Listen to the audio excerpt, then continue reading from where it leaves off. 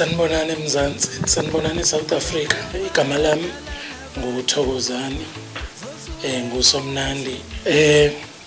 Bathandi bomculo nabathengi bomculo ngokukhulu ukuthobeka kunina, ngithi angidlulise ukuthi njengamanje ngizonethulela umsebenzi omusha kaThokozani Langa osihloko sithi uPopayi. Ingoma ziyishumi nesithupha zo-16, zonke zibhaliwe, zonke zimnandi. Ngiyacabanga ukuthi engomeni ezo-16 ngeke ungayithole yakho, nobani uzoyithole yakhe, ngoba kukhulunywa ngezinto eyithinta abantu nezinto ezenzeka kubantu.